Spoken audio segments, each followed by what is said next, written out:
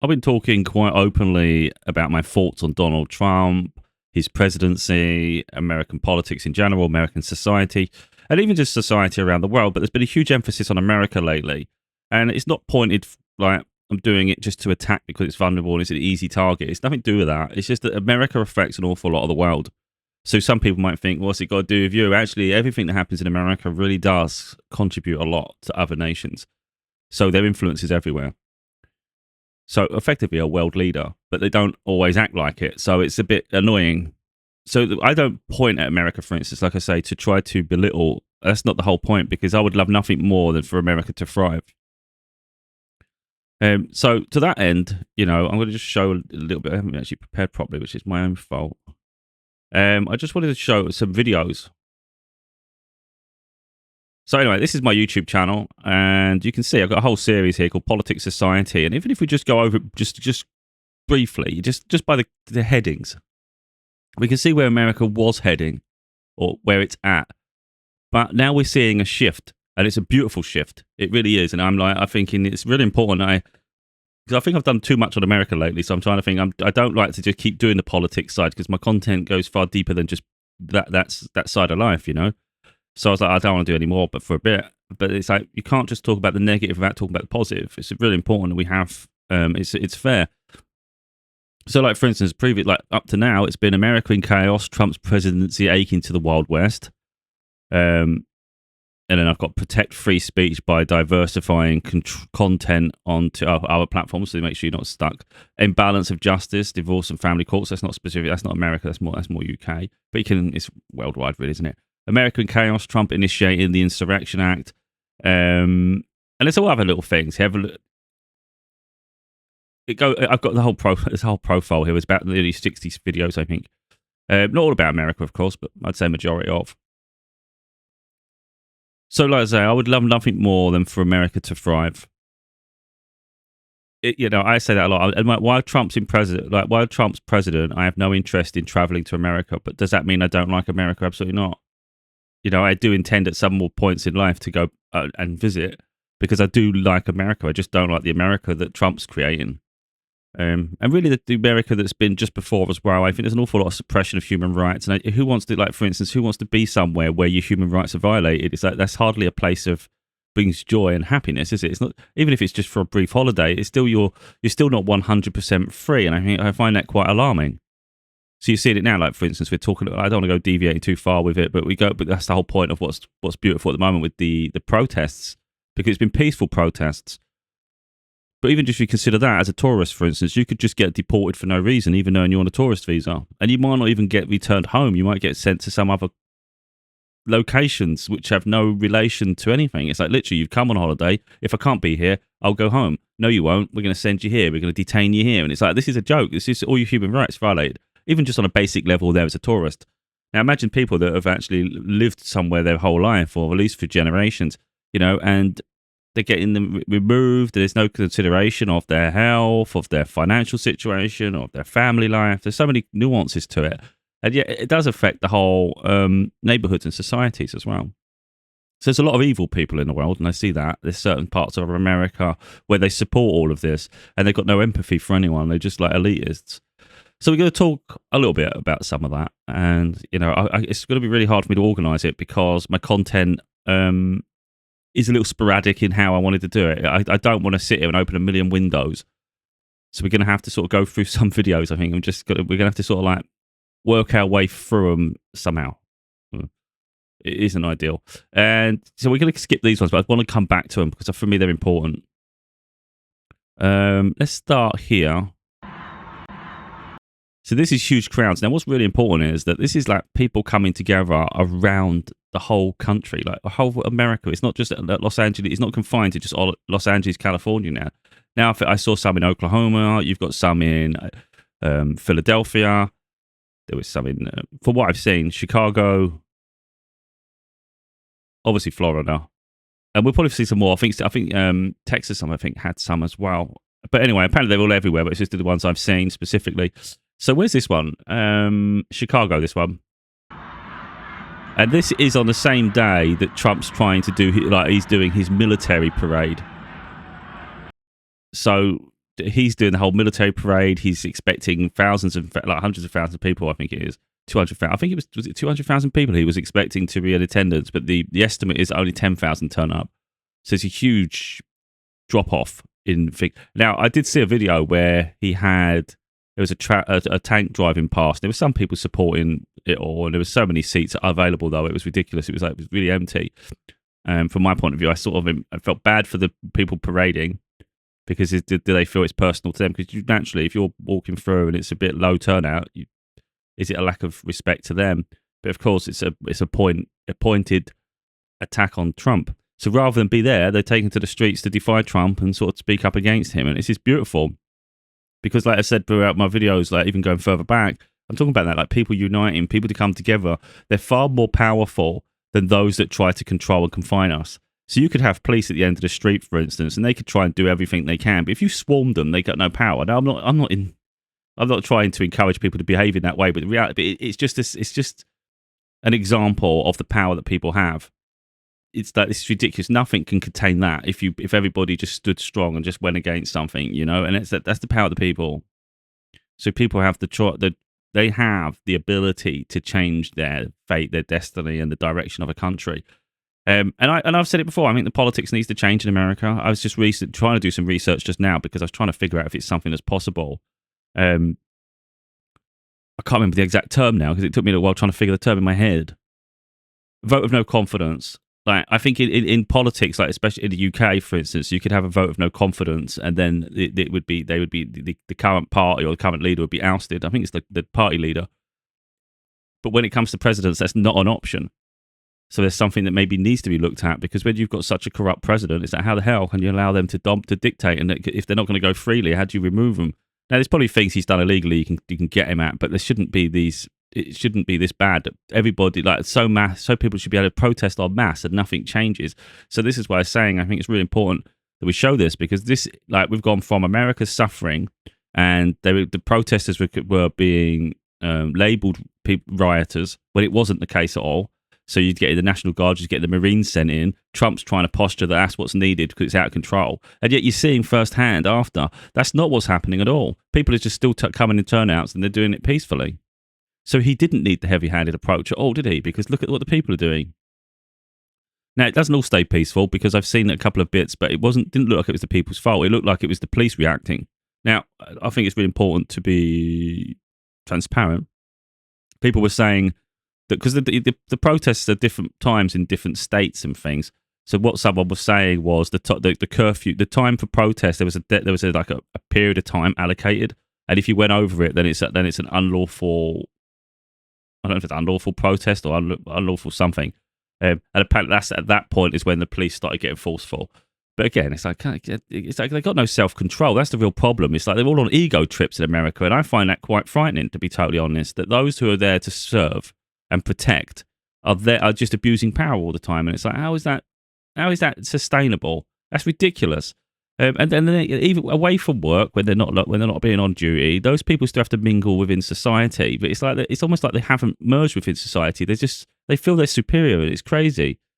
This was nice then. So I did see this. I think this must have been a Chicago one because someone said I was there. Police marched with us, and I did see that where there was bikes. The police bikes were actually along the side of them, and it's really nice. It just shows that different states have the police have different intellects by the way it looks.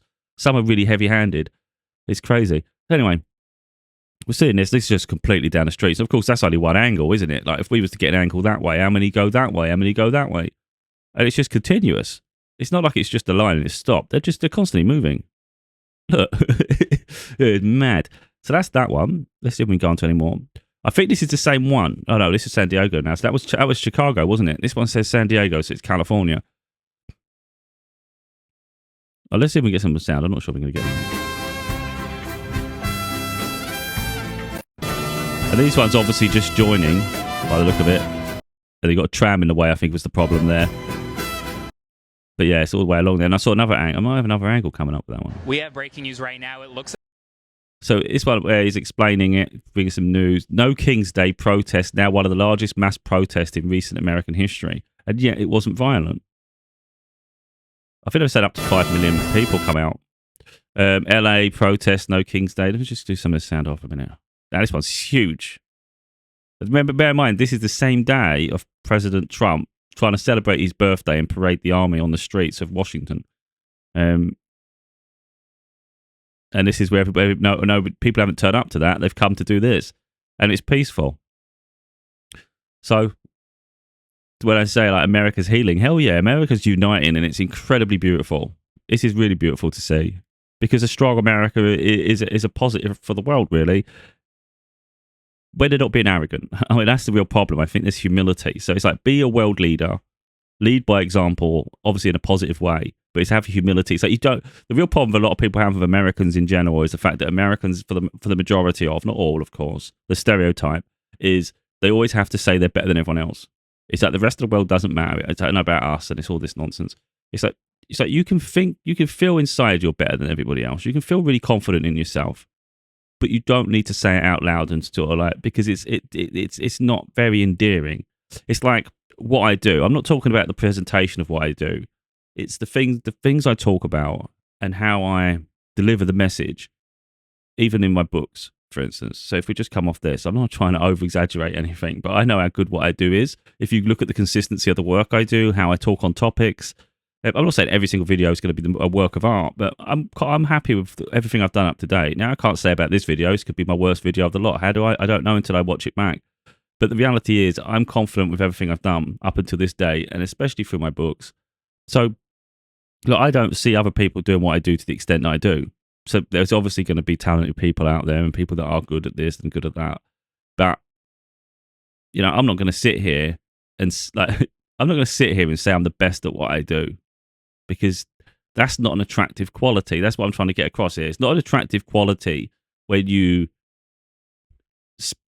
state that you are the best. So if it's not a good look for me, it's not going to be a good look for a nation and the people. So that's my point. Does that mean that I don't think I'm the best at what I do? I'm not saying that. I'm not saying that. I know how good I am at what I do. And that in itself will bother people anyway. So when America's thriving, literally thriving, there's unity, the communities come together, there's respect, it's like everything's balanced. That'll be a beautiful thing to witness, but it'll also be agitating for those who don't have the same opportunities, or they're not thriving. So people who are naturally, it's like you don't have to paint the picture, you don't have to tell people you're great, people will see it. That's my point. So yeah, this is, like I say, when I talk about America, it's never from a place of resentment or anything. It's more a case of I just want to see America great. And I think, like when I was doing my content previously, I don't think people realised at the time how suppressed they were. Like I was making it clear the things that I'm seeing, and people were just turning a blind eye to it. They were like blasé about everything. They would just add it in their head because it's been doctrined into them. America's great, we're the best nation in the world. But they weren't looking around the world. So when I was doing my content previously, like a while ago, I'm showing the discrepancies between within your human rights, within the opportunities you have, even in the healthcare system. But then when you look at the politics, how corrupt it all is, and it's like I was just shining a light on it so people could see for themselves that what you consider the American dream is a bit of an illusion for the most part, because what it is in America, there's a huge disparity between the wealthy and the poor. Other countries, it's the wealth. Other countries, the disparity isn't so big. It's like, yeah, there's people who have more than the lower class, but a lot of the time the lower class aren't struggling to the extent that the lower class is in America. That's not to say poverty doesn't exist elsewhere, but when people really struggle in America, they really, really struggle in America. And it's like the people who are really doing well, a lot of the time, they're just so self-serving. They don't care about everybody else. So that's where the disparity exists. It's almost like people who just ignore each other. There's no like neighborhood. There's no community. That's what I see a lot. Now, that's not saying all of America, but you just see it in pockets. You see examples of it.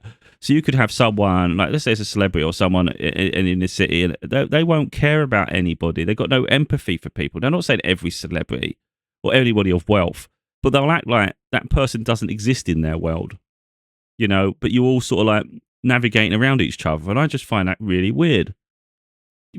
even if you was an incredible example of what you do, like you're incredible what you do in terms of a talent, in terms of like recognition, how people perceive you. It shouldn't change your reality to think that you live a different existence to the rest of the world. It's a humble yourself and coexist. And you see some do it. We're going to see examples in a minute because Jack Black has, and I've just seen Mark Ruffalo at the protests. And it's great because you're just mingling with the people, you know. So anyway, it's like that's what I'm saying. The disparity becomes habitual, and you just see that societies don't blend very well, and it's just that. And that's when they don't really care, which is why sometimes you see like human rights violations in America on specific topics, and sometimes celebrities will speak up on it. When it comes to race, for instance, specific races, they will talk about it. When it doesn't affect their race or something else, they'll be silent because they don't want to risk their reputation. They don't want to risk opportunities. But it's kind of interesting. You'll pick and choose. Some of them will pick and choose when to speak on a topic and when not to. You could argue I don't have much to lose, but I'll just talk on anything. You know, it's like I'm an open book. If I've got a topic, I'll talk about it. And again, there'll be times when people agree with me, and there'll be times when people don't. It's like I'm not here for people to agree with me. You know, I just raise issues and I just show.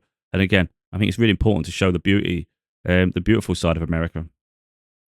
So as we see, this is LA, and then we've got Mark Ruffalo. This is great. I liked his speech. 1 minute 34. We'll listen to Mark. Why are people out here getting soaked in the rain to send a message? Because we see our democracy is in real trouble. We see a president who has made himself a king and dictator, and we don't see an opposition that's powerful enough to stand up against the trampling of our rights and the trampling of the Constitution that's happening every single day with executive orders, with the refusal to obey court orders, kidnapping of immigrants, people who are here legally, people who their children are being taken from them. We're disgusted and we're scared. And we know that the only way to fight this now is for the people, is to come together. When a U.S. senator is tackled in a press conference representing his constituency with a question to the Homeland Security who has invaded that state with a military presence, you know you're heading towards dictatorship. That's a turning point. You're only going to see more of that happen. This administration will continue to overreach, and this will be the response. We're not going away. We're not going to be quiet. We love each other, and we realize that we love this country so much that we're leaving our homes today in the rain to express our friendship and love for the people here who made this place. So why does this matter? I love that. Why are people... That's community, you know. And there's someone that doesn't care about titles. They don't care about any of that. Yeah. What I love him here is the comments. Oh, did it just... Oh, for God's sake, have I just completely took it off? Well, I'll do it again because I think he deserves respect. That's really annoying. I probably missed other stuff. I hope I didn't. So I'm watching it on this screen. Of course, I've got the recording going on that screen. But just before we get there, I think it was really nice to see that the Hulk just become my favourite Avenger. And we have a Hulk. Oh, it does raise the question, though, where we think in general, like just on this note, when people say, "Oh, celebrities, you know, none of the celebrities speak up, or just this one," and you think, or they're not supporting. Figures you don't know if any are mingling between crowds, so I think we have to be aware of that. Not everybody's going to, even I know a lot of them are fame junkies, but some aren't.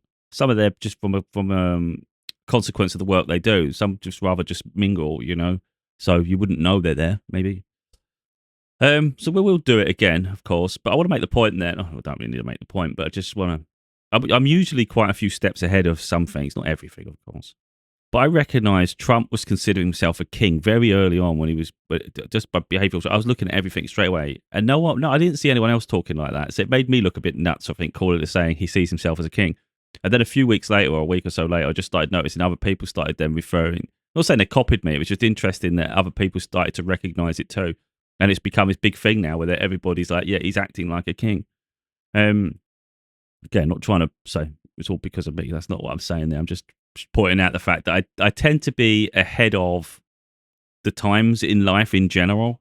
This is where I'm up to, and I'm recognising that in my journey myself. Like I'll talk on something that's maybe people are not ready for, and it makes me look like a bit of an a-hole.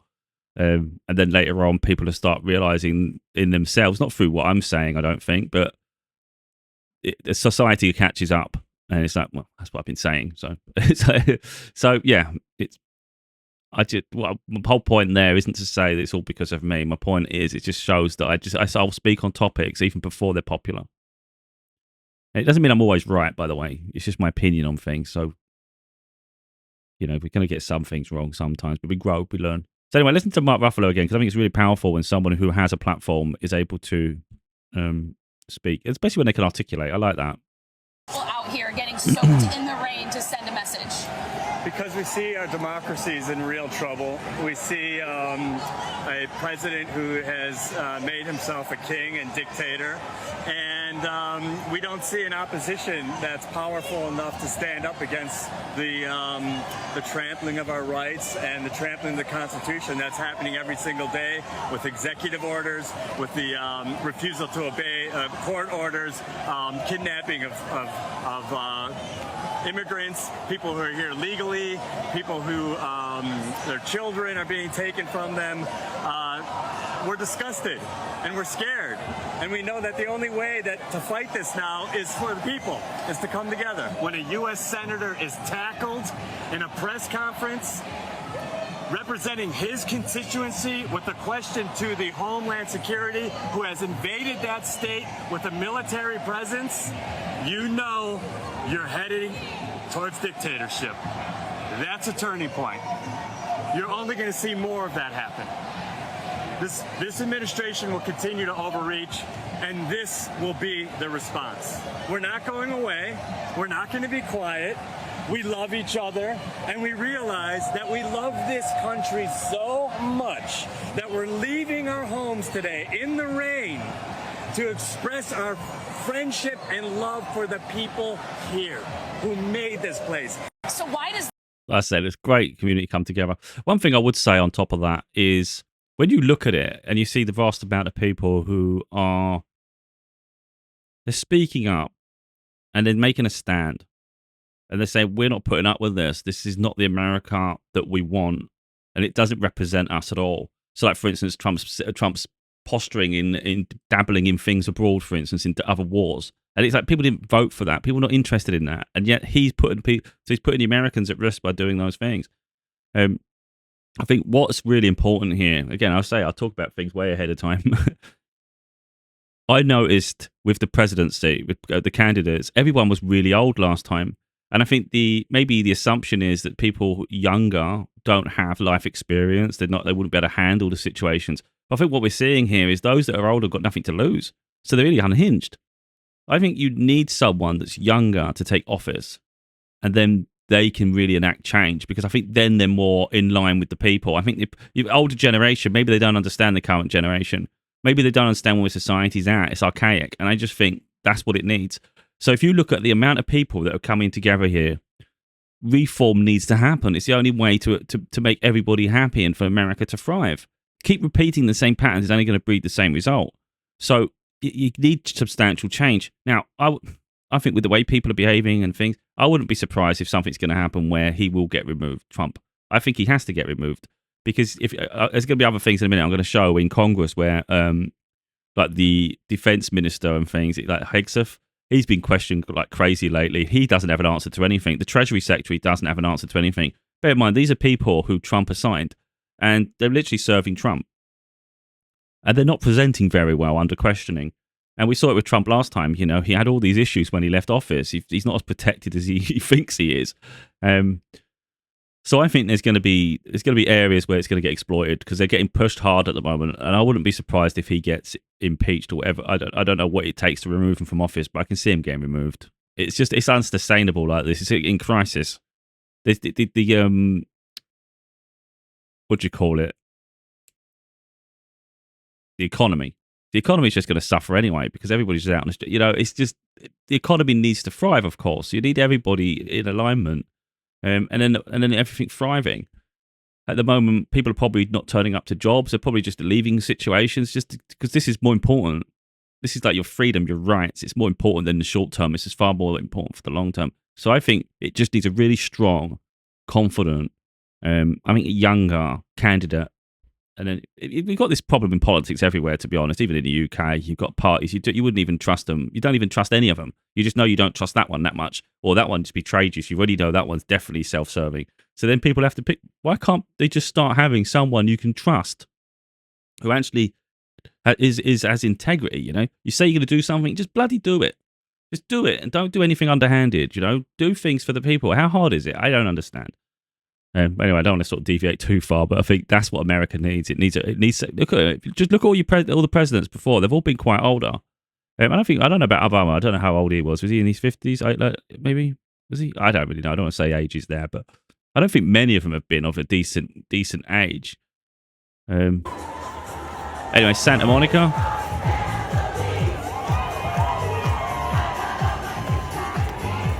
Happy everyone is, man. In the middle of a crisis.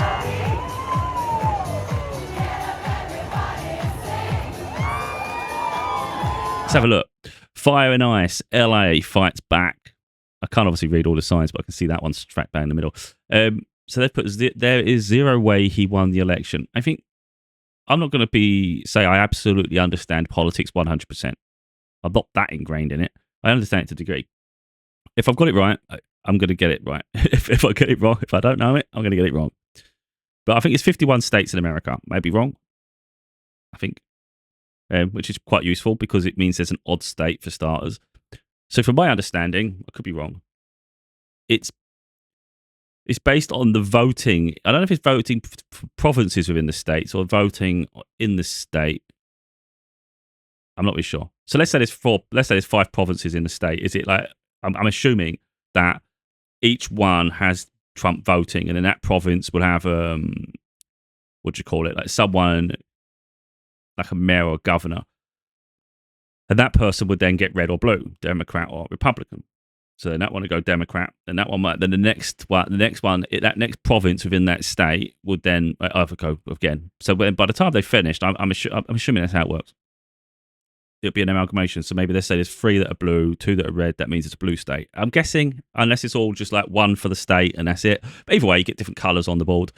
And some states are obviously larger than others. So when people say that Trump was voted, people think he has the most votes. I don't think that's the case at all. I think he just won the most states. So there'll be so overall, if you talk about the population of America, it might very well be that the bigger states, the ones with the most people, didn't vote for Trump. So when you add up the population, you'll find the majority didn't vote for him at all. It was just that he won the most states, which happened to be the smaller one. You'd have to do research on all that. But I think that's maybe where the misunderstanding is, that Trump won the election. But yeah, he won the election, but he didn't win it from the majority of the people. And that's what I'm thinking, especially when you look at these protests. It's just crazy how many people are out. You know, because if he was the man of the people, for instance, surely more people would have attended the military parade on his birthday than they would completely annihilate. Let's say the consensus is there was about 10,000 people in attendance for an event that was supposed to have 200,000. So it was way below 5%. That's about 5% of turnout. In contrast to potentially 5 million people on the streets of America protesting against, that is not a man of the people at all.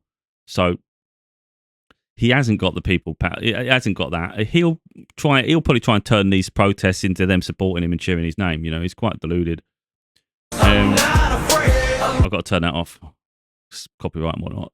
Scare tactics won't silence Minnesota. We showed up. So that's really in relation to, which we'll probably have a video in a moment, where I can't remember. I don't know who they were. I don't know if they were senators. I'm not sure if they were senators.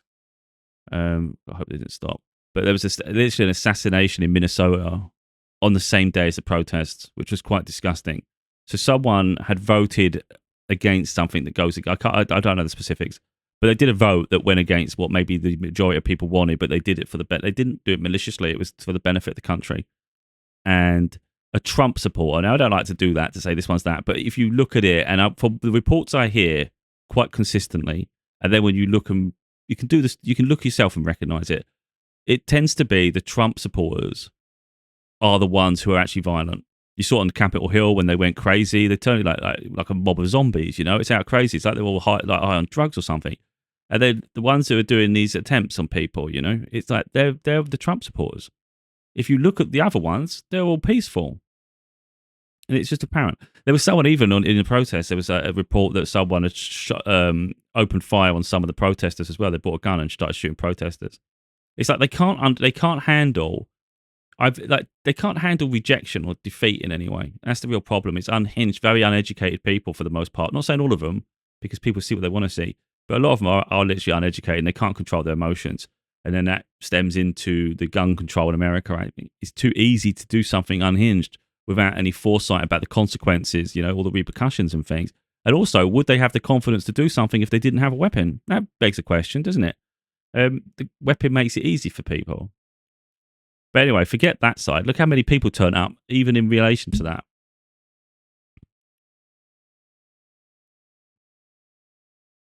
Was that, wait a minute, was that higher clouds? It was Trump's face. Oh, I think it was these people. Press Secretary, Elon Musk, Trump. Oh, that's great. Clown masks. Yeah, that's quite incredible. So I had someone leave a comment the other day saying that I'm not speaking the truth and spreading propaganda, and I'm just showing I'm showing footage that I'm seeing. You can take it one way or another. It doesn't bother me in the slightest. So the idea that it's propaganda, how is it propaganda? I'm not trying to sway a narrative here. I'm sharing what I'm seeing, and people can take from what they will. It's crazy. I don't even affiliate with. I've just said that even about the UK politics. I don't trust any of them. On the one hand, they say something great, and you think, oh, that's going to be good. That's what we want. That's what we want. Then you start hearing reports that they want something else.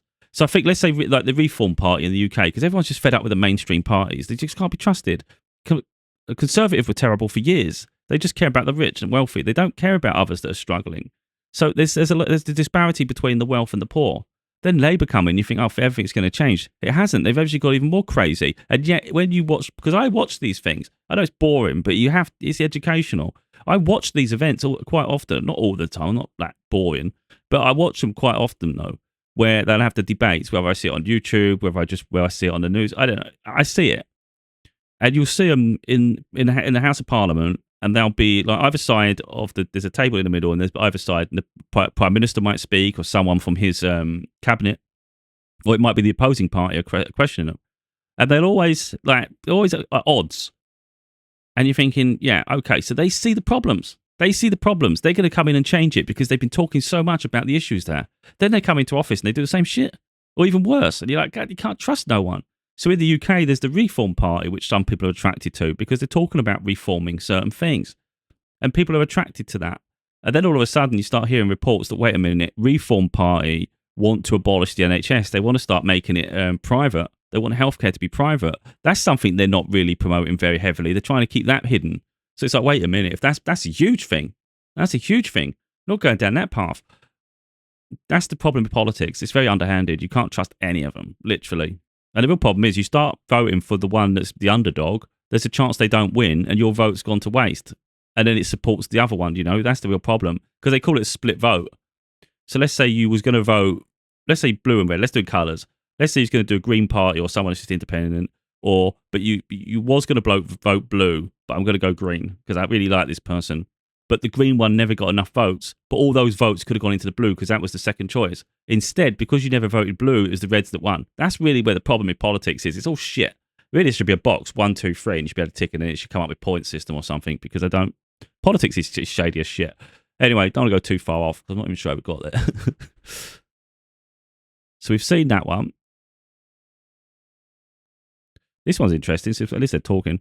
LA. Deck on the top of Los Angeles City Hall. I think we're 26 or more stories up above the protests down there. And the mayor of LA says there's something like 20,000 people in the streets of downtown Los Angeles right now. About as far as the eye can see. There's people coming from all directions.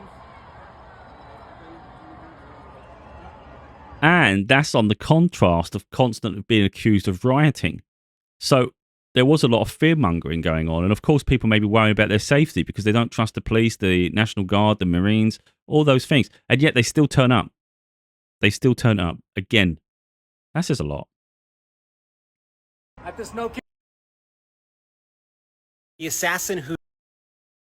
So he'll talk about the Shot assassination. multiple Democratic lawmakers this morning has been confirmed to be a strong Trump supporter who voted for Donald Trump, as well as a registered Republican. I want you to make sure you share this video because these right-wingers have been spreading heinous lies about this. This morning, they rushed to blame the left, to blame Democrats for this, and it turns out all along that this was a Trump supporter, a Trump voter. Here's the suspect right here, Dr. Vance Bolter, and you could see that he was part of all of these evangelical groups, had all these evangelical interests. He was a right-wing Christian nationalist. And even the New York Post, in their story, confirmed that he is a registered Republican. They put this, by the way, about 30 paragraphs down in their article. Now, this should have been obvious to everybody from the beginning. After all, his hit list included nearly 70 names that included abortion providers, pro-abortion rights advocates, and lawmakers in Minnesota and other states, Democratic lawmakers, by the way. It also planned to target the... I want to make a point here that a lot of, this is completely off topic slightly, a lot of people hide behind religion to enact their violence and the things they do. So if you actually go deep enough into religion, it's not about that. It even says about it's not for us to judge other people. So everybody misconstrues things and they sort of take what they want from it. And I hate that idea of repentance all the time as well. So they sort of like, I repent my sins, and then they go and sin again. Oh, we repent my sins. It's like that's a get out of jail free card. You're just abusing it. It's just abusing it, mate. You're not tricking anyone, and you're not doing the work of God or higher beings. You're literally just acting out of your own self gratification and your frustration in life. Like, what I think is interesting there, though, is so someone voted for something, put it into law, and they didn't agree with it, so they've assassinated them. So what have they achieved? It's not going to redact what was happened. It's still going to be in place. You've not changed history. You've just tried to make a martyr of yourself and just ruined your life and destroyed someone else's in the process. Just an idiot. There's ways to go about doing things, and violence isn't the answer. That's just not the answer at all. As we're seeing here, you've got peaceful protests. It's like literally, some people just, unfortunately, they just can't articulate shit or something. I don't know. They just got no brain cells. Even if they're intelligent, I don't know. There's something not, the wires aren't crossing properly, so they get reactive. And they don't instigate change. They're just stupid. They just get angry. They can't control their emotions. It's just sad. The No Kings protests, and a second official also confirmed that he was targeting abortion providers. Even the best friend of the gunman said that the assassin was a strong Trump supporter and voted for Donald Trump. What I find funny there is, in the sense of it, is you've got a guy, let's say, he's a murderer now. And he takes exception, like, obviously hates people who make decisions that he doesn't agree with, to the point where he's going to take lives, and he feels that's justified. Huh. That's interesting. I find that quite interesting. Because you don't agree with abortions, you're going to start taking people's lives. So is that justifiable then? It doesn't add up, does it? Because if you want peace, then you need to bring peace, surely. I think be an example. Surely that's the better way to be, isn't it? Why can't people do that? Why can't they just be educational? It doesn't make sense to me. It's like, you've got a problem with something, then speak on it. Address it. Do it in a freaking articulate way. Really, it's like, be an adult about it. Be mature. You get reactive like a 2-year-old. Nah, that's just ridiculous. It's like you've got a problem with something. Talk about it. Otherwise, just don't bother. I don't get it. I don't get it. It's like they suppress their emotions and their thoughts or something, and they can't handle it anymore, and they just explode. And it's like, mate, just talk. Just talk. Everybody has a right to free speech. Could have just spoke. And you might have people who agree with you, have people who don't agree with you, and it's life. But what you can't do is force your will on others. That's the thing. So you can't force people to agree with you. So you can't try to mold and sculpt and say the world must be how I want it. You can make your section of the world like that. Like the people you interact with, the places you visit. You can form and sculpt the life you want to the best you can, even if society is corrupt and not the best thing. So people's experiences in life are obviously going to be unique. So someone might say this is horrible, or everybody I meet's nasty. But it depends where you put in yourself and the people you associate with. That goes far beyond all politics and things. But that's we go deep enough, it's like that's what it is. So someone else will have a different experience of reality than your experience of reality, because they're literally just doing things for themselves. So someone is getting that unhinged about other people's lives, just needs a reality check. Even if we just go down that path, you've got a real issue with abortions, but what's it got to do with you? Like, when it comes down to it deep enough, it's someone else's body, it's someone else's life. It's got nothing to do with your existence and the way you traverse this world. You might not agree with other people's values and the decisions they make, but literally it shouldn't even have a bearing on your life.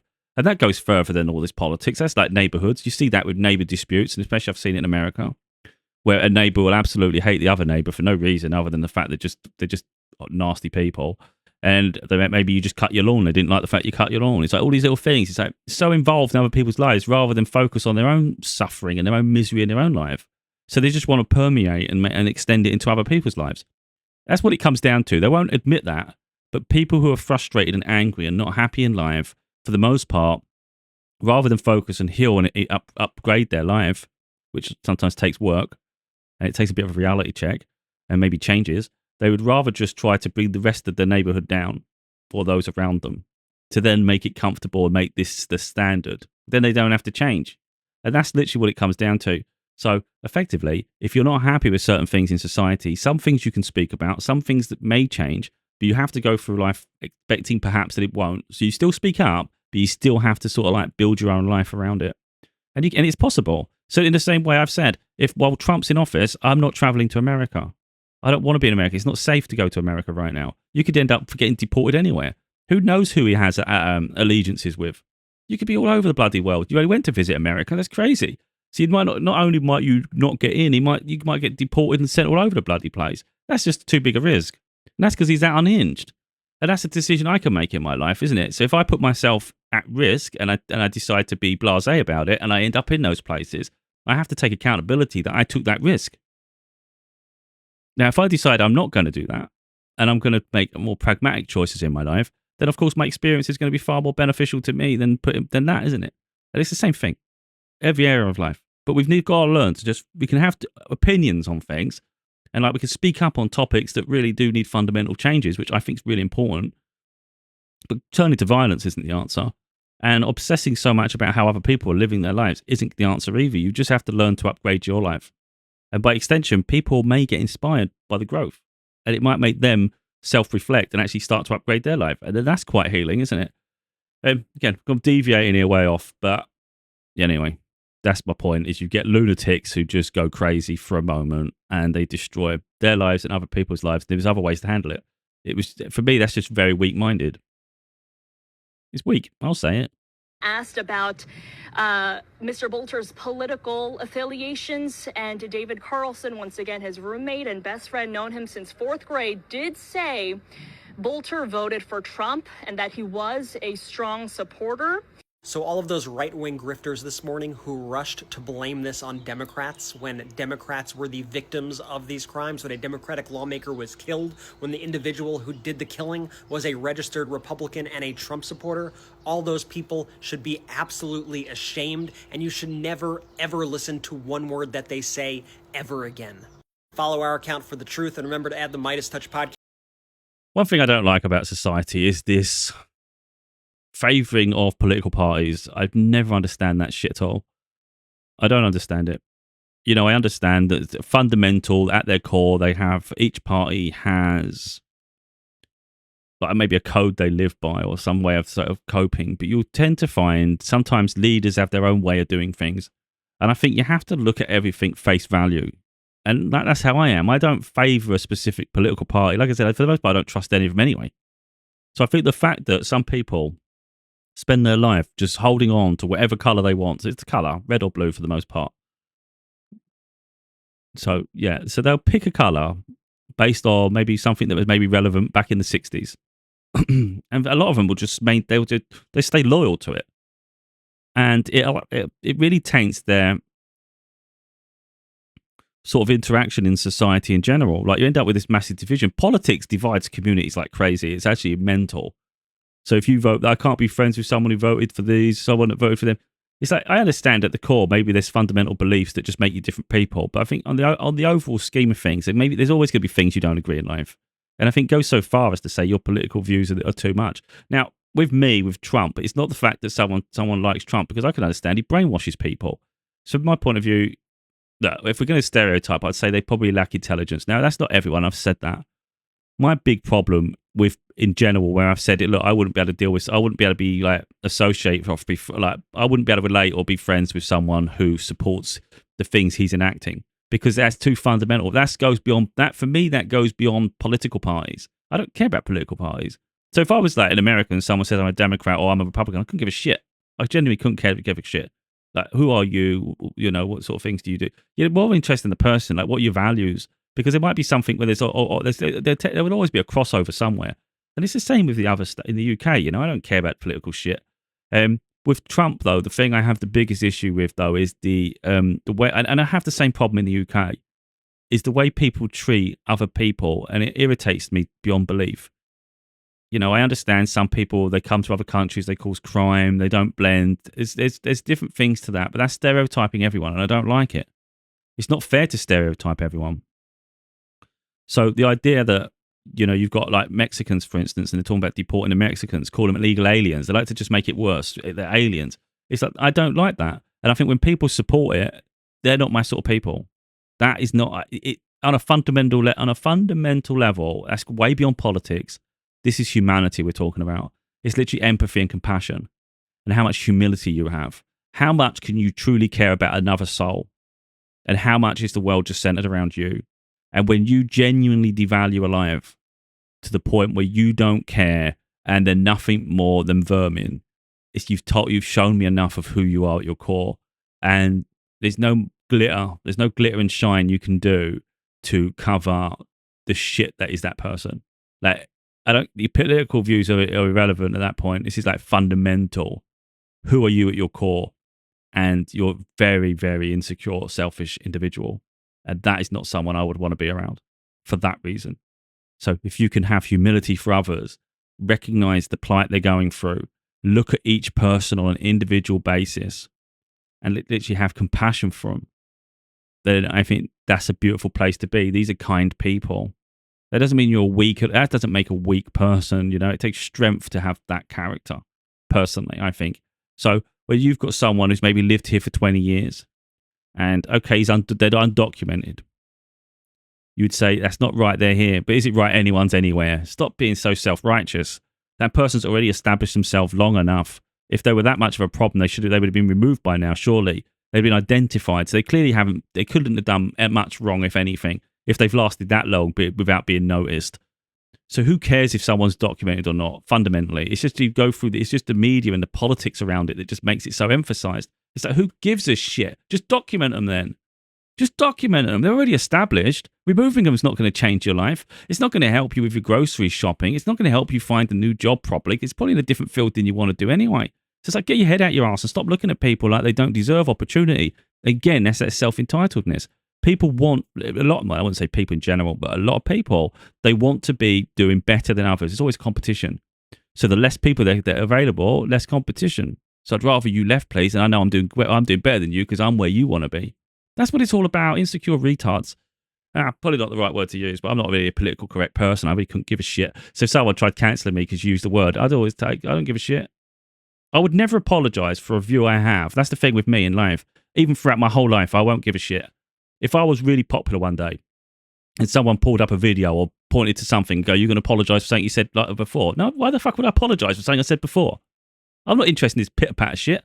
You know, I don't care. If it makes you look like an arsehole because you expressed an opinion on something, or I couldn't care less if someone's offended. You'd look at me. Do I look like someone who gives a shit? I've never cared about people's opinions of me. I couldn't give a shit if someone gets offended. I get offended. Get offended for all I care. I don't give a shit. You know, it's like I'm quite outspoken like that. It's the idea that I would ever apologise because someone took offence and they'd be upset. Grow thicker skin. Who gives a shit what I've got to say? If you don't like it, switch off. Move on. It's like no one's forcing you to listen. God damn. It's like that annoys me in society in general. It's that cancel culture. I can go on a huge rant with that. I have addressed it a little bit in my book. I think I left it in the book because it's a balance. It's like there's a lot I want to say, believe me. You know, I hold back an awful lot. I want to rip into them, to be totally honest, because I think it's a disgrace that you can't be yourself. You have to be politically correct to conform to other people's expectations. And again, it's being part of the society they want to build, but that's not the way the world works. We're all individuals. I can express in whatever way I want. If it causes you offense, then you're going to have to learn to accept that everybody has their own unique way of communicating. They have their own unique personality. Stop trying to suppress us. It can't be that we fit in to make other people feel empowered while we have to be diminished. So, like, the world can cater to certain sections of people, and they'll feel really empowered by it, and they'll feel like this is the life I want. Yeah, but this isn't the life everybody else wants. You're freaking making me suffer now. That's where I get pissed off. So I'm not suffering at your expense. Believe me, that ain't happening, mate. So I really don't care. I'm going on a huge tangent right now because you can see how explosive I get with it. It's like I could not give a shit. I'll get really explosive with that crap. So if I was ever pulled up 5, 10 years, 10 years, 20 years, and someone said I'll be as explosive then as I am now, I couldn't give a shit about reputation. I don't care if I've put all the bricks and everything's beautiful and people respect you and all the bricks come down because of one moment. I could not give a shit. I'm me throughout my whole life. I will not change who I am fundamentally. So people must know that going in. I'm explosive on certain topics. I will say things that are maybe ahead of my time. I will be outspoken. And it's like, that is who I am. If you don't like it, stay well clear. Stay well clear, because I can't guarantee I'm going to say something you like. But I might say something you do like sometimes. You know, and it's like, this is life. Yeah. I think people do me editing sometimes, you know. Cast an Apple Podcast. We have breaking news right now. I just spoke with the leaders of the No King's Day protests, and they tell me that their conservative estimate of the amount of protesters nationwide is 5 million. Folks, 5 million people would completely dwarf what we saw on April 5th on the hands-off protests. It would make one of the largest protests, mass protests, in recent American history. This is significant news right now. Over 5 million people, and that's a conservative estimate. And the protests are not over. They're still protesting. The reality with the protest, though, I don't think it's just about illegal immigrants. I mean, you could put it down to that, and I think it is the ICE raids, but I think it goes way beyond that. I think it's the fact that people are recognizing their freedoms are being suppressed, and it's just they're abusing power. And so I think people are there for their own reasons, but I think it just compounds and goes together, you know. I think like some people might have had like a poor impression really of the detainment and the deporting of illegal immigrants, but maybe not enough to speak up sometimes. Some people obviously did, but some people maybe it wasn't enough to kickstart them to maybe act and get out in force. But I think where maybe people were already probably a bit not happy with that. And I think once you started to see that the underhanded nature of it all and the violence towards the protesters from like the police, and then the fact that Trump's called in like the National Guard and the Marines, and then you see Trump's attitude to it, and then all the people he's like, all the officials he's hired, and it's just the corruption. I think that was just a step too far. People were like, you know what, we're not putting up with this. We're going to go and support those who are protesting. I think it's like a convergence of it, and I think that's why it got so big. Effectively, people were empowering themselves. Like I said, America's healing.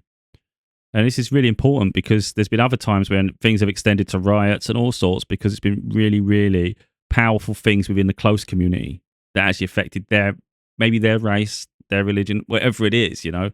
And I think what's incredibly beautiful about this is it's people who are marginalised, who the vast amount in the news or wherever you saw it, a lot of people were saying, great, and it was corral them. People just had no respect. And it's really nice to see the amount of people that actually do respect humanity and they do respect those who've actually worked hard for the communities, you know. It's nice to see, because my opinion, even just a few days ago, in honesty, was America is incredibly racist. And for the most part, there is a level of racism there. But but again, I think people have come out not for one specific reason. I think it's amalgamation of all. But it's really nice to see America healing. That's what I like. Protests on the West Coast. There are still protests happening in Alaska. There are protests happening around the world. 5 million people. Now in comparison, Trump's military parade expected about 200,000 people to show up. Far less showed up. We don't have an exact number there. But based on the crowds and based on what it's looking like, it's probably half that, if that, probably even less than half. So we'll get... So as you can see right now, in LA, we have... This is really important because this one's in LA. And you can see you got is it the Marines or the National Guard just standing by? And obviously they're there to protect the building. I think it's probably a federal building and they're protecting it. But look at everybody; they're just walking past. No one's even trying to do anything anyway. So it's not even violent. There's no disorder. Have all of these troops stationed here. This comes in the aftermath of Donald Trump federalizing the National Guard and sending in the Marines into this city. But for as intimidating as these guys want it to look, this is what actual power looks like. We've got hundreds of thousands of people on the streets right now, pouring and pouring and pouring down the streets. We've been standing here for a half hour, and the throngs of people do not stop. And so this is exactly what we want to see in the face of these intimidation tactics by this administration. So as you can see right now, in LA, we have... And it was said recently that if there were American flags in there amongst the Mexican ones, that would make a huge statement to the White House. Because when it's just the Mexicans, you just think it's just Mexicans, and that's who they're against anyway. But you put the American people in the middle of it, it's like, that's a huge statement. And now it's like, if you just look at the video, which I noticed, there was American flags. For as intimidating the streets right now... That's a huge statement. Pouring and pouring because when you see the down photos, the street. it makes more of an impact. For a half... See, the American flag there, say, so you can't deny it then. If you see it otherwise, you can manipulate everything, and that's what they do, manipulate the narrative. It's really hard to manipulate this. They're all dancing. That woman's proper having it. But yeah. This is where it gets annoying, because this is where, like, look, we need to know the context. So look, you have to be understandable of that. We can always come up with an opinion. But on the whole of it, you see people protesting. We're seeing examples of pockets of people, vast amounts of people that are doing it, protesting peacefully. And then you've got this situation. But it always feels like that in America. The police, whatever the police department is, it always seems like they're just ready to be trigger happy, though. They're ready to be reactive. They just want to, it's almost like they want to react. There's this weird sense of like enjoyment of violence and that having that power over people. Again, it's really strange. And it is a big thing in America. Now, I think, if you think about police around the world, I think there's a lot of heavy-handedness in most police forces. But in the average in the UK, I don't think it's like that. Now, some people have their different experiences, but then that's probably the criminals. You know, it's like people who always deal with the police. I've only been pulled over. I've only ever maybe once. I'm not sure. It was only for a car issue because the car needed. In the UK, we have to have our cars checked annually, and my one had just missed a date, and I was on the way to work late at night. I thought I was getting pulled over. This is how good they are, though. I thought I was getting pulled over for speeding. It was a 30-mile-an-hour road. I was doing 40. It's late at night. No one's about. So I'm thinking, there's no one here. All of a sudden, I got the lights flashing behind me. I was like, oh, shit. Crying out loud. Now I'm going to have, who knows, I'm 40 mile an hour in a 30 zone. So he pulled me over because I don't lie, you know. So I know it's off topic. I just want to show my experience. And he said, you know what we pulled you over for? I said, probably going a bit fast. He goes, well, you was going a bit fast. He said, but that's not what we got you. That's not why we pulled you over. He said, your MOT's expired. So your MOT is the thing you've got to have your test. He said, I'm going to issue you with a fine. I think it was £60 fine. And you need to get that done at the soonest, the soonest occurrence. So make sure you book that immediately, like do it. So of course I went straight. I had to continue my journey to work, obviously with permission from them. Is it okay? I can just go to work and then I'll get it done. I'll sort it out tomorrow. And they were fine with that. And it's like, it was still annoying. I had this fine, and it's like, God damn, I wasn't that far from work, you know? But that was what they did with me. I'm like, I know other people have a different experience and things. And like I said, I've had interactions randomly for no reason. And I've never had them being forceful. I've never had that feeling of feeling scared to talk to them, you know? And I think that's a real important thing to state there. And that's different police forces, of course. Like I'm in Cambridgeshire now in the UK. I was in Essex. Never had an issue in Essex. Essex is where I had that issue there, that moment. But they've always been polite when I've dealt with the police. And in Cambridgeshire, I haven't had any issues either. They've been really polite. Yeah. So I haven't got that issue. And now I look at American police and they look absolutely nuts, to be honest. And they've got firearms, which makes it even more frightening. So this police officer, if you look carefully, we're going to have to try and rewind it. It's not going to be easy, but he's pushed this woman down. Of course, if you look at her race, I don't want to make it a race card, but there is just, I did say, I think there's a lot of racism in America, especially police forces. I don't want to instigate anything, but... So he's pushed her down. People are defending her. Now, some people are suggesting she was interfering with an arrest, but again, I don't know.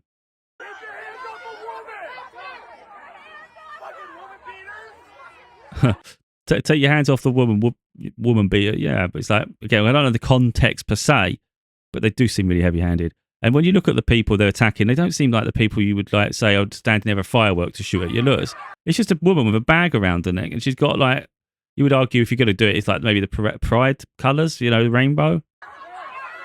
I don't see how she doesn't look someone that's causing a disturbance.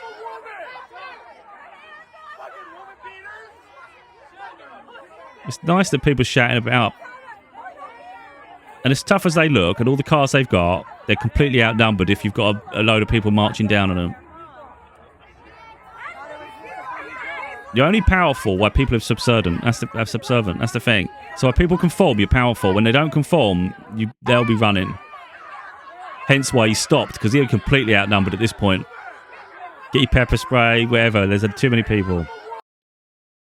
So that's what's happening here. And this is when you start having the situations where things happen outside the riots. And it's like, I'm not thinking anything, but they bring it on themselves sometimes, you know. It's crazy. This is the one I saw with the tanks. I'm not trying to do any sort of false propagandas here. We've got this tank squeaking its way through. And look at these seats. They're all empty. Now, we obviously don't know the extent of the path. Is it busier further down? You don't know. But what we do know, looking at this, is there's an incredible amount of gaps here. And there's people at the front. Wait a minute. Oh, I was wondering if there were cardboard cutouts at the front then, but they were moving. The level of mistrust I have in this. So here it is. This is the important one. This is an important one. So this is where they've blocked the street off. Now, I thought that was quite mad. Like, why are you blocking people who are marching? Like, why antagonise people? Because that's what it is. You're instigating the violence. And then they use mace or pepper spray on people, and it was quite mad. And it's just, they've incited that. Then when I went on, and this is where it's important we have perspective. So when someone said you're like false, you're speaking false and it's propaganda. No, I'm not. I'm trying to be as fair as I can with this. It's just I started going through the comments because I think that's what you do if you're trying to understand something. We go through comments. So before we watch the video, let's get an understanding of what might have been happening. So it's also always a peaceful protest until the cops show up. If it's millions of people protest, that's a lot of people. How the hell Trump, his win election, became president? I've already discussed how I think that happened. I don't know what the video is from, but I was at the protest this morning and it started and ended peaceful. So someone's put, this happened at around 3:15. You could look at the other videos on my profile. I'm not sure if it was in that what people said. They were arresting people for literally just walking too. My son was tackled and cuffed in Charlotte today around 3.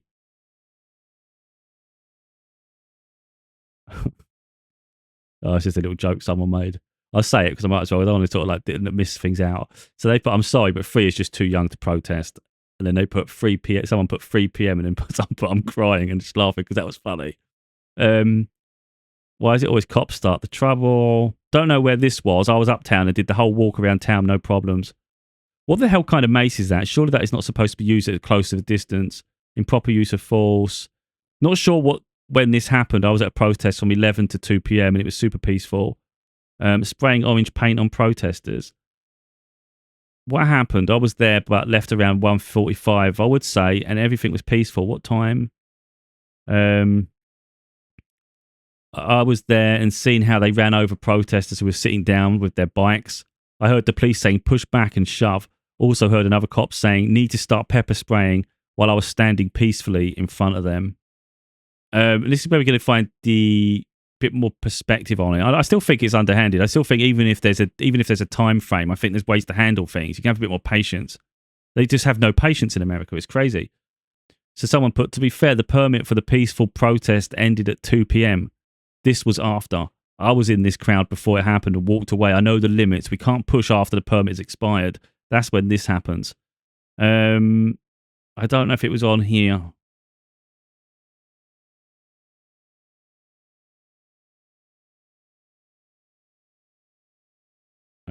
Yeah, this is important. This is an important point. As someone who is absolutely 100% for this protest, this is a gentle reminder that part of peaceful protest is maintaining a respectful and safe distance from police that are clearly barring off a particular area. Best don't give them a reason to retaliate. And someone else made a point. I don't think I'm going to find it because I did look through this a little bit after. This is important. It was super peaceful today until after 2. Then they just told everyone to protest on the sidewalk, allegedly. We don't need another reason for the media to say we got violent. Ignore the message. This was after 2 p.m., after the permitted time for the protest. The cops were told to clear the blocked road so traffic could come through. It's still effed up and just plain awful that they reacted this way to those just lingering after the protest. Exactly. So, I mean, what we're seeing there is maybe you should have continued the protest on the sidewalk rather than the road. But it's like, why are they so freaking reactive like this? They're nuts. Now, it might be the rules they're being given, but it's not proportionate to the situation, you know? So anyway, let's show it. Same shit. Look at all that. That's just mental. Wow, dude. It seems peaceful enough, and you've got this shit. Nah, I don't think anything justifies that shit. You just have a little bit of patience, surely. God damn. Yeah, anyway. So this Philadelphia, look how mad this is. It's all over the place. Yeah, they're showing him examples. Pretty impressive, really. They've all come together in different states.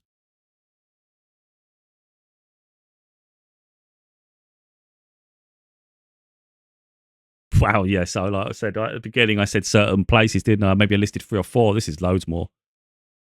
A lot more.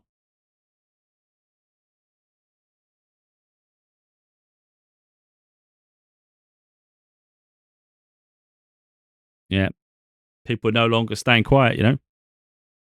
So there's no point in them keep spreading false propaganda about the fact that the prices are coming down, everything's doing well. People are not. There's no point keep saying that shit when it's not true because people are not believing it. It's like, what's the point of saying it? Everyone knows you're lying.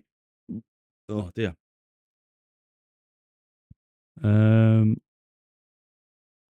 This is the sort of shit he says. Let's see what he's got to say now.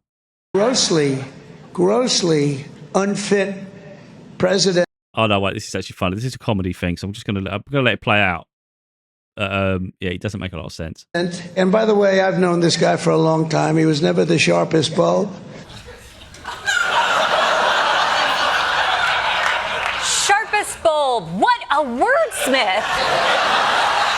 See, most people would have gone with brightest bulb or sharpest tool, but Donald Trump took half of both and smushed them together. That is what makes him the cream of the litter.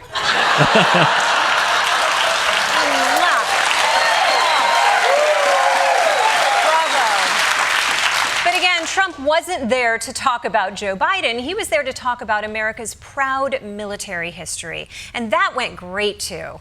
Recently, other countries celebrated the victory of World War I. France was celebrating, really. They were all celebrating. The only one that doesn't celebrate is the USA, and we're the ones that won the war. Without us, you'd all be speaking German. It gets on my nerves with this shit because if you actually go through it, America tried to avoid the war for a long time. I'm pretty sure it was only because they got hit at Panama that they actually had to react. Now, I might not have the whole thing correct there, but America wasn't involved the whole way through the war. They just come in at the end. Now, they obviously played a huge part in finishing it off, but I think swooping in at the very end and then acting like the heroes is a bit crazy when everybody else has lost an awful lot of personnel and there's been a lot of destruction along the way. If you want to be the heroes, like join in when it was it's like when people needed you, not hesitate. So I think when Americans specifically, but even Trump, when you keep harping on about it, it's like it's taking too much credit for very little contribution. You know, that's crazy. That's how I feel about it. So when he keeps saying that, it's like, yeah, okay. And there's no guarantee it would have without the support. We wouldn't have been able to defend. So you don't know one way or another. So when he keeps saying everybody will be talking German, it's like. And like he did it. You know, that's your ancestors. That's not him. So it's just stupid statements. And it's really, I think it's really, really insensitive to those who lost their lives, you know, and all the sacrifices that were made from countless countries across Europe. So, look, America can be quite self-serving. So they are self-serving for their own interests. We've seen it time and time again. That's how it's always been.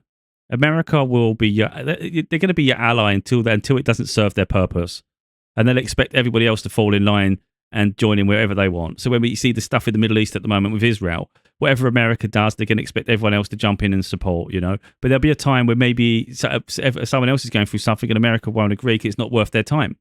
You know, so I think you always have to be a little bit apprehensive. Like, are they always? You can't guarantee they'll always come through. It's going to be only when they see it's in their best interests. that's not a 100% reliable ally, is it? But at the moment, they lead the way for the most part. But I think you're starting to see other countries are starting to have more prominence when it comes to negotiating on the world stage, but even in the military now. Right now, maybe a little Japanese thrown in. Okay, I know what you're thinking. Why would we be speaking Japanese when they were on our Because the real problem is Trump said World War One. I don't know why he said that, because it's World War II when America jumped into the end. side in World War One? Well, I think it's because he said World War One, but what he meant was light bulb. We had a... But I don't know why he harps on about it. Anyway, the video's been a lot longer than I planned it to be. I really didn't expect this, but because I'm here, I wanted to just show it, because I wanted to show the corruption in, what's this one? We will get to that one. I did love this. This is a joke. I think this is clearly because the text isn't right. Let me just, I can't move out of the way. You're going to have to just take my word for it because I can't get it otherwise.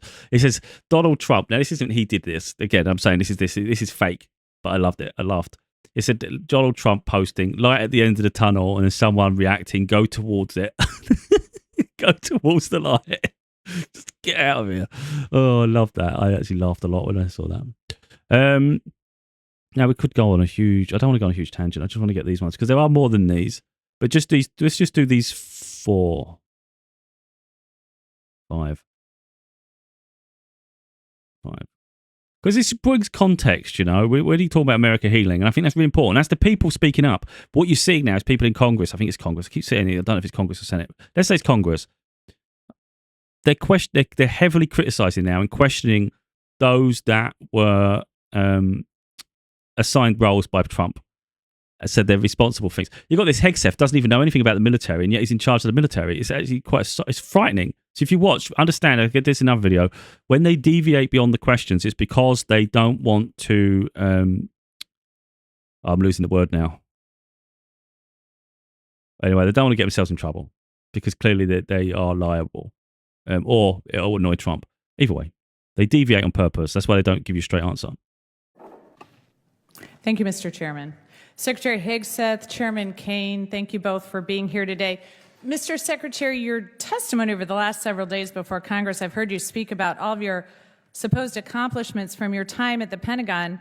I have to say, your training at Fox News has let you spin months of dangerous dysfunction and incompetence into catchy phrases like restoring the warrior ethos and increasing lethality. But the truth is, it's really been chaos at the Pentagon under your leadership. You've clearly shown you're unable to manage the Department of Defense, but what I'm most concerned about are 3 specific areas: your operational incompetence, your managerial incompetence, and your budgetary incompetence. So let's start with operational. According to news reports, in your first week on the job, you got confused in a National Security Council meeting and thought President Trump wanted you to stop all aid to Ukraine. In a well-functioning administration, you would have asked for clarification before making that seismic policy shift, but instead you ordered vital military aid heading to the front lines turned around, costing the U.S. millions of dollars and depriving Ukrainian soldiers of equipment they needed to fight Russia. So, Mr. Secretary, can you explain how exactly you misunderstood such a monumental presidential order? One of many fake news headlines we've dealt with. So President Trump told you to halt military aid to Ukraine on January 30th? As is often the case, highly ideological and very ill-informed reporters love to speculate about things they know nothing about in order to spear President Trump and myself. So it sounds like actually the reporting is correct, because I will say, if it wasn't a mistake, why did aid restart only a few days later? Again, we would take complete issue with what would some call reporting and others call a hatchet job. So why did aid start just a couple days later? I'm saying the reporting is inaccurate, ma'am. I don't think that's correct. So let's move on to your managerial incompetence. I think we can see why you misunderstood the president, because you're obviously misunderstanding my questions. Less than a month into the job, you fired the chairman of the Joint Chiefs, C.Q. Brown, and the chief of naval operations, Lisa Franchetti, without cause. And to this day, you still have not provided an adequate explanation for removing them. As far as I can tell, you fired C.Q. Brown because he was black and Lisa Franchetti because she is a woman. So nearly 4 months later, we still don't have a new nominee for Chief of Naval Operations. News reports, and you can contest it, but I'd love to hear your answer, say that you haven't nominated someone because qualified admirals keep turning the position down. So tell me, Mr. Secretary, when will Congress receive your nomination for the next chairman of the next Chief of Naval Operations? Ma'am, with all due respect, I would suggest not believing every headline you read. With all due respect, I'd like your nomination. When will we see it? There has not a single admiral or any military official has turned down a position that's been. So when will we see your nominee for the Chief of Naval Operations? In due time, for all the right reasons. Again, I think we've seen the managerial incompetence. Okay, let's move on to budgetary incompetence. You missed the deadline to submit a draft defense budget to Congress, which makes it impossible for us to complete our work on the NDAA or appropriations and makes it more likely you'll receive delays in funding you need for new acquisitions, programs, and other priorities. Additionally, you're blowing money on poorly conceived operations and vanity projects for President Trump. Retrofitting the Qatari jet to serve as Air Force One will cost about $400 million. The parade in D.C. this weekend will cost upwards of $40 million. Your bombing campaign in Yemen cost about $1 billion, and a week later they were having missile strikes in Israel. Your operations in L.A. will cost tens of millions of dollars, and you claim to be cutting costs at the Pentagon, but all I see are wasted dollars better spent addressing our most pressing threats like China. So, Mr. Secretary, what priorities have you cut funding for to pay for these projects? Ma'am, I would just say your list left off securing the southern border. So, Mr. Secretary, what priorities have you cut funding for to pay for these projects? We make trade-offs every day, and I would imagine what we want to spend on is quite different than what the previous administration did. Well, I think we the American those changes quickly, and they're reflected in this budget, and we're very proud of them. I think the American people can see why I'm so concerned about this incompetence. Thank you, and I yield back. He didn't answer one question. He just kept making excuses. It was never actually direct response. Like, she asked a direct question, and he'd say it was a fake report. And it was like, no. Yeah. But like, okay. So then what's this? And then he never ever answers anything, even at all. It's always deviating. It's actually quite childish. It's unreal. It's crazy to get away with this shit. Guys, a gentleman from Virginia, Mr. Bindeman. Thank you, Mr. Chair. I ask unanimous consent to submit for the record an article. A distinguished member of this committee. So again, the whole point really of this is to show that people are speaking up in the streets, but you're also getting it in Congress now. But like, they are getting held accountable anyway. They're getting pressured and pressured and pressured all the time. Their incompetence is just showing. And what might happen here, I don't know how it all works, but you would argue there's got to be something that they could do wrong, that they're doing illegal, where it's saying there that Hegseth didn't give the military aid to Ukraine when they needed it. And that's an abuse. That's completely outside of what he should be doing, So his incompetence is actually becoming dangerous. So they may have to do something about him. And you got to think and it's systematic because then Trump's the one that put him in office. So I reckon there's going to be somewhere where they all trip up, and they might be able to get them out some way through their corruption, because this is completely ridiculous. Especially the vanity projects for Trump. You've got to think, is that allowed? Like, are you allowed to move money from defense spending to pay for a parade, Trump's parade, and then retrofit a new plane for him? Like, is that allowed within the budget? Because then you'd say that's fraud. I don't know. So that's interesting. That objection so ordered. Confirm that there was, in fact, a pause in offensive cyber operations earlier this year. The SecDef just denied this. This committee deserves to know whether the Secretary just lied. Mr. Secretary, many believe you were underqualified for this role. You've been Secretary for 4.5 months now. For the sake of the American people and our service members, I hope you've done your homework since. Let's talk Indo-PACOM. What year has the Navy publicly set as the benchmark for being ready to fight a war with China? Well, it needs to be right now. We know what China I'm glad to hear that, but there is a publicly set date. Well, we know it wouldn't wouldn't be Let me help you prudent out. for me in this It's environment to 2027. reveal when we think we're ready. That's what China has said, and we understand what they're Secretary, saying. I And asked we want to for be a year. capable and ready for it. Not a filibuster. 2027 is the year. According to unclassified DoD assessments, how many warships does China have in its Navy today? Many and growing. 370. It's the largest Navy in the world. How many does the U.S. Navy have today? Thanks to this budget, it's increasing It's a number. I'm looking for a substantially, number. but it's just south of 300. 296, pretty close. How many ships is China expected to field by 2030? I believe that's a classified number, but it's going to go There's a up DoD at a rapid rate. CMPR report that was released. There's an unclassified number. It's going up at a rapid rate. Let me help you out. 435. Let's see if we do better in EUCOM. What corridor in eastern Poland is vulnerable and a priority for U.S. reinforcements? It connects Belarus to a Russian region. I'm sure you can tell me. I can tell you. It's the Suwalki Gap.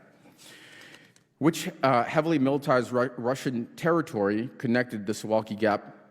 It contains nuclear-capable missiles. It threatens all of NATO. It's right there in the middle of Eastern Europe. I see we're playing a quiz game here. It's ultimately, Kaliningrad thankfully, Oblast. we're Let getting me- our NATO allies to step up in their spending to make sure that they can hold the Mr. line. Secretary, I asked you a specific question. Thank you. It's Kaliningrad Oblast. So what percentage of Ukrainian frontline casualties, let's talk drones, are now caused by FPV drones? A very large percentage, and we're studying that conflict closely to understand I hope so. that fact. It's over 70%. And which U.S. service has written doctrine or standardized procurement for integration of FPV drones? That's the Army. I wish that were the case, but actually the answer is none of them. So we're This is frightening because he's Secretary of Defense. You know, the average person maybe doesn't know all the answers, but you'd know some of the stuff. I think Kaliningrad in Europe it should be something he should know because it's literally a territory in Europe where if you looked, you go, how comes Russia has that space? And it does, and it has its submarines and shit.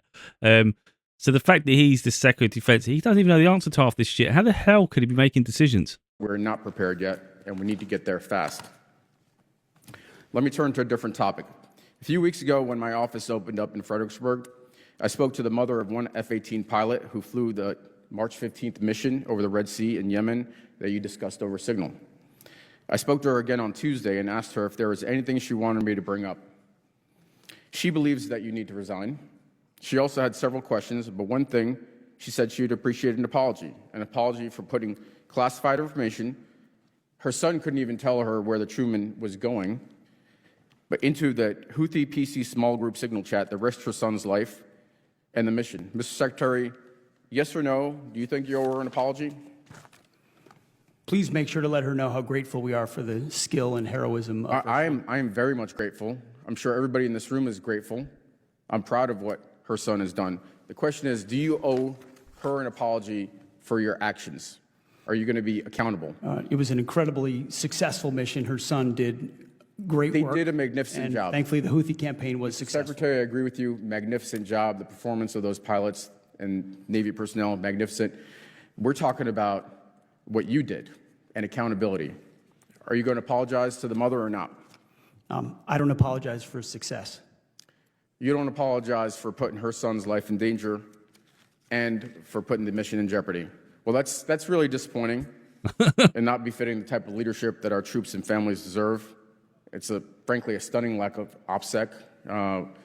Privates are trained to do much better than that. It was reckless. And it sounds like that accountability doesn't extend as far as the Secretary of Defense. So I think you should resign. The mother says she wants you gone. And with that, I yield back. It's ridiculous, isn't it? Are you yourself I was about to say, if you think he's bad, you want to see the Treasury Secretary as well. This one's not very long. a beneficiary of any provision in this bill?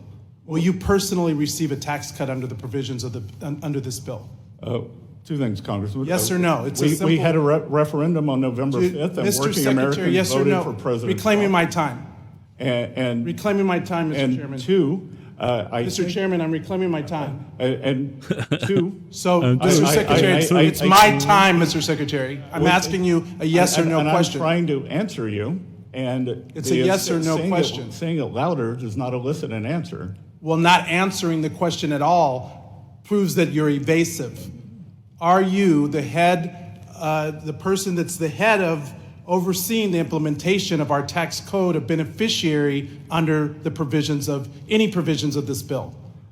Again, this is an extension of an existing bill. So are you a beneficiary? This is an extension. Yes or no? I will take that as a no, Mr. Secretary. Unbelievable. These people have these positions. They can't even answer yes or no to anything because they're literally corrupt.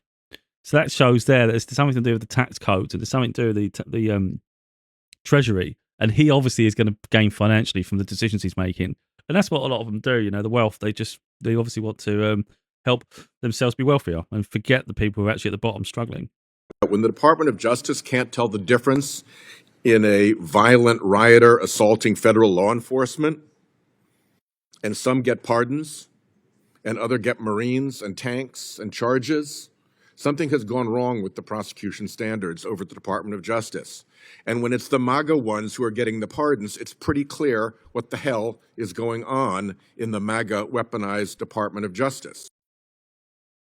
I think anyone can say it better than that. Gentlelady's time has expired. I now recognize Mr. I think it's the last one. Ramirez for 5 So this is Kristi Noem now. So she's the one to deal with is she Homeland Security? So I think she's the one that deals with the immigration situation. And she's really on it. She likes to be Rambo in this, doesn't she? minutes of questioning. Thank you, Chairman. Secretary, it's good to see you. I'm going to go straight to the questions because I have a lot of them. Let me start just following up with Congressman Goldman about judiciary. Do you agree that the judiciary is a co-equal branch of government and it is your obligation as a member of the executive branch to honor decisions made by the highest court of the land? Yes or no, Secretary? We are abiding by all federal judges' orders, absolutely. So, yes, it's a co-equal branch of government. Okay, well, let me ask you a follow-up question to that. Do you agree that Congress is a co-equal branch of government and it is your obligation as a member of the executive branch to honor legislation and appropriations duly authorized by Congress? Yes or no? Yes, that's why I'm thrilled to work. Well, let me ask you the follow-up question here because I have a lot of them. Do you agree that Article 1 of the Constitution gives Congress the power of the purse? Yes or no?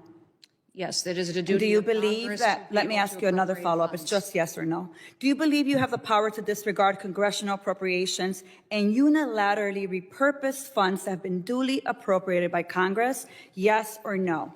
Ma'am, we are not doing that. So the We are answer to using you is no. dollars as to All how right, they well, were it was a yes or appropriated no, for ensuring the Secretary. Let me programs have continue. Interestingly, you said no. But since you've been Secretary, you have repeatedly disregarded the law. You have illegally impounded funds that Congress appropriated and that your branch of government must implement pursuant to the law. Yet you've closed offices established in law, including the Office for Civil Rights and Civil Liberties, the Office of the Immigration Detention Ombudsman, the Office of the Citizenship and Immigration Services, and you've canceled contracts for programs authorized in law, including shelter and service programs and citizenship and integration grants. You've obstructed and roughed up members of this committee as they attempted to conduct congressional oversight, and then you vilified them. But my question is, if they were so bad, why were they allowed to go in after to conduct oversight? Let me just continue. You redirected funds to terrorize our communities. You created taxpayer-funded political propaganda campaigns to terrorize families and children who don't sleep at night because of the terror of those commercials that you are putting out there. You hold sick, disrespectful press conferences in my state where, let me be clear, you are not welcome. You corruptly used emergency authority to avoid procurement to make Trump's private prison donors richer by directing $45 billion for them to expand ICE detention centers.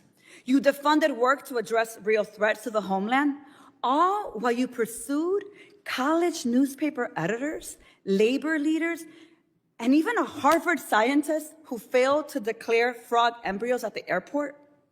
Clearly, We don't have time for all my questions, so I have 13 pages worth of questions that I will be submitting to the record that I expect you and the administration to answer. But here is my final question to you. When you took your oath, did you swear to support and defend the Constitution of the United States of America? Yes or no? Yes, I did. So I find that laughable. You don't behave like someone who takes that oath seriously. And let me tell you why. We don't live in a dictatorship or a monarchy. Trump's will is not the guiding doctrine of this nation, and our country is not a playground for his or your twisted authoritarian fantasies. We are a democracy. We defend the Constitution and we affirm the rule of law. We respect the co-equal branches of government and we uphold our rights, even when we disagree. The foundation of our nation is based on a core set of constitutional rights upon which our prosperity, our pluralism, and our peace depend on it.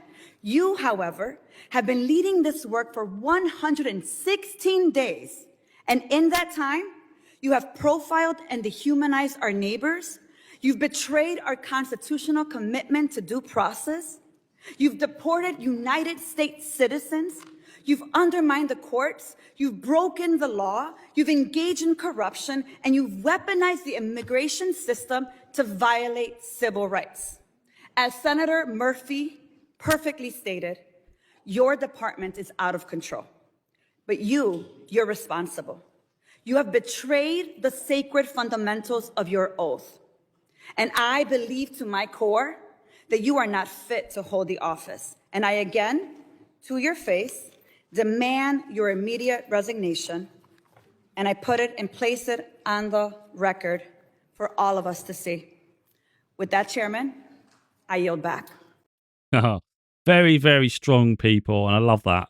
And then when you look at that, and then you think about the protests that are going on, it's like it goes hand in hand. There's just been too much corruption. People have had enough, from those at the top and everyday common people, and anybody in between. And like I said, you can see America's healing because it's eradicating these sort of inconsistencies, really, and putting people in positions who know what they're doing. And that's really what needs to start happening. And that goes from the top, works its way from top all the way through to the bottom, of course. And right now, it just seems to be whoever the heads are just incompetent on every level, and that's quite dangerous, really. And the real problem with that is, of course, Trump's probably not being challenged on anything because he's got very weak people he's put underneath him, and he's done it on purpose.